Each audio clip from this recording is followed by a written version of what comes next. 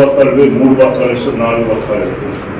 సైంటిస్టులు చెప్పేది ఏంటంటే ఈ విధంగా అయితే 20-10 సంవత్సరాలు ఈ భూమి మీద ఏమి నేను కూడా ఆలోచించాలి. మనం ఈ జైరాబాద్ పేరు జీరాసి మండలంలో గ్రామానికి వేరు. అక్కడ 25 సంవత్సరాలు ఉంది. అక్కడ రైతులు ఆర్గానిక్ వ్యవసాయం చేస్తారు.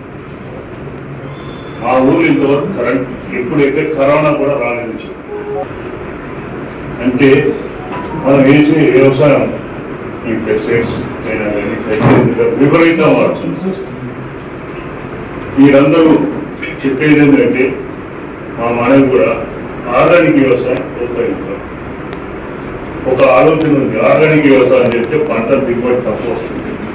కానీ వాస్తవం 2 సంవత్సరాలు 3 సంవత్సరాలు దానికి రేటు కూడా ఆర్గానిక్ వ్యవసాయం అంటే రాను ఆ పంటలకు అయితే గిట్టుబాటు ధర దీంతో సరిపోతుంటాం. ఎడ్యుకేటెడ్ చేద్దాం. ఆర్గానిక్ వ్యవసాయం పంటలు మనం పండించి వాస్తవంగా మంచి పంటలు పండినాక మనమైతే ఏదైతే ఇస్తున్నాం దానికి కూడా మేము కూడా ఒక సర్టిఫికేట్ ఇద్దాం. వాస్తవంగా ఇది ఆర్గానిక్గా కాదు. కొంతమంది ఆర్గానిక్ అమ్ముతుంది కానీ వాస్తవం అనేది అది ఎవరు సర్టిఫై చేయడం లేదు.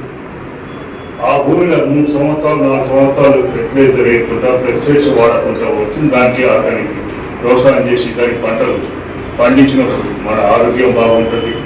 ఇంత పెట్టుబడి కూడా అవసరం లేదు. ఎన్ని హాస్పిటల్స్ అవుతున్నాయి ఇప్పుడు. దోగాడి ఈ మందులు వాడినప్పుడు పూర్వం మనం మందులు వాడకుండా ఎరువులతోనూ పచ్చి రొట్టెలతోనూ పండించిన పంటలు. కానీ ఇప్పుడు ఒక మొక్కజొన్నకు 5 బస్తాలు 6 బస్తాలు వేస్తున్నారు. వరికి 4 బస్తాలు వేస్తున్నారు. రాను ఎట్లయిపోయిందంటే ఈ భూమి 10 సంవత్సరాలు పోతే పండదని చెప్పి